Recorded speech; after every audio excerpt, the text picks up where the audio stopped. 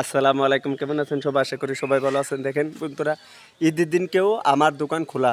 তো অনেকে আমাকে প্রশ্ন করতে পারেন যে ভাই ঈদের দিনকে আপনি ঘুরতে যান না? না ভাই, ঈদের দিনকে আসলে আমি বিজনেসম্যান মানে ব্যবসা করি।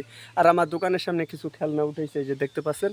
আর এখন আর কি আমার দোকানের ভিতরে আরও কিছু প্রোডাক্ট আছে, তো সেগুলো দেখাবো এবং আপনাদের সাথে কিছু দুঃখের সুখের কথাও বলবো। এবং ঈদের দিন আনুমানিক কত টাকা বিক্রি করছে, ওকে। তো দেখেন, ফার্স্ট টাইমে আসা যাক, যখন আমি দোকানটা চালু করছিলাম ঢাকা থেকে এসে, তো ঢাকা থাকার ভিতরে আমি বিভিন্ন জায়গায় গেতাম, বিভিন্ন জায়গায় যেয়ে বিজনেস করতাম, বাট আইডিয়া করতাম ঢাকার চোখের থেকে কীভাবে মাল আনছি এবং গ্রামের ভিতর কীভাবে ব্যবসা করি।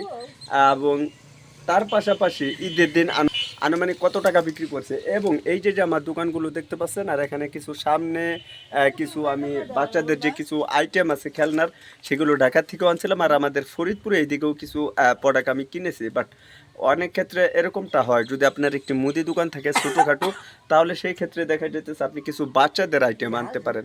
অনেক ক্ষেত্রে দেখা যেতেছে আপনার এই বিক্রি করার পাশাপাশি আপনি সেই ধরনের ওইগুলো আসলে 120 টাকা, মানে অলরেডি ওই জায়গায় দেখেন একজন কাস্টমার। তো দেখেন বন্ধুরা, ম্যানুয়ালিভাবে কী হয় জানেন, যখন একটি বিজনেস করবেন সেই তো আনুমানিক বিষয়টা কি, যখন একটি বিজনেস করবেন সব সময় একরকম বেচা কেনা হবে না।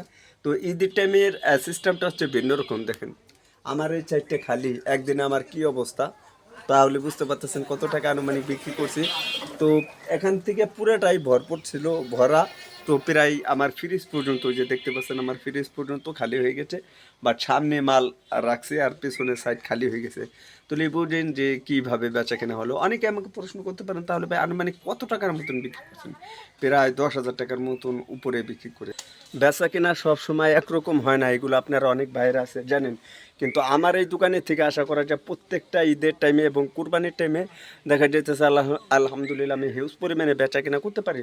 বাট আমাদের এখানে যে ঈদগাহটা থাকে, অর্থাৎ মানে মাদ্রাসা এবং মসজিদ দুটোটা একসাথে হয়, সেখানে আমরা নামাজ পড়ে থাকি। তো সেখানকার 5-7 হাজার টাকার মতন বেচতে পারি আর কি। আর এই দোকানের থেকে দেখা যেতেছে প্রতিদিন আমার যে কাস্টমার আছে, সেখান থেকে আমি বেশ হিউজ পরিমাণে বেচা কিনা করতে পারি। তাহলে ধরে নিন আপনার প্রত্যেকটা বছরের টাইম, ঈদের টাইম এবং মুন্দার টাইমে যদি এরকমটা হয় যে মুন্দার টাইমে আপনি কোনো কিছু বুঝেন না, তাহলে অন্য ব্যবস্থা করতে হবে। তো মূলত আসলে এভাবে আর কি ব্যবসা করে থাকি। আর যখন আপনার দোকানের কাস্টমার আসবে, তখন দেখা যাইতেছে সেভাবে আপনার উপরে ডিপেন্ড করবে বেচা কিনাটা কীরকম। তবে আমি বলতে চাই কোনটা, আমার যে দোকান আছে সেটা দেখা যাইতেছে একভাবেই আমি ব্যবসা করে আসতেছি। তো আপনার কি করতে হবে, কাস্টমারের সাথে ভালোভাবে লেনদেন করতে হবে এবং কথাবার্তা বলতে হবে। অনেক ক্ষেত্রে দেখা যেতেছে যে কাস্টমার আমার গেল, অনেক ক্ষেত্রে দেখা যেতেছে কি করি জানেন, আমার পুরনো বাকি টাকা এখনও পড়ে আছে, বাট সেই টাকা দিতেছে না, কিন্তু আমি ব্যবসা করে যাইতেছি। অনেকে আছে বলতে পারেন যে আমার তো ওইভাবে আর কি ব্যবসা করে আসতে হবে। অনেকে বলতে পারেন তারা মুন্দা বাজার আমরা কি করব। দেখেন, যদি এরকমটা থাকে তাহলে আপনার ওই পাশাপাশি একইভাবে আপনি অন্য একটি বিজনেস খুঁজে নিতে পারেন, যেরকমটা আমি করে থাকি। দেখা যেতেছে এই ব্যবসা ভালো লাগতেছে না, বাট আমি অন্য ব্যবসা করতেছি। যেরকম শীতের ভিতরে আসলে আমি পানির ব্যবসা করি এবং সিগারেটের ব্যবসা করি। আর এই যে যে বাচ্চাগুলো যে আইটেম, বাট এই ধরনের ব্যবসা করে থাকি। চাইলে আপনি এগুলোও করতে পারেন আর কি। মূলত আজকে আসলে ঈদের উপলক্ষে এই বিষয়ে নিয়ে ভিডিও দিয়েছিল। ভিডিওটি ভালো লাগলে লাইক, কমেন্ট অ্যান্ড শেয়ার করবেন। নতুন হলে চ্যানেলটি সাবস্ক্রাইব করে আমাদের সাথে দেখবেন। ধন্যবাদ সবাইকে। আসসালামু আলাইকুম।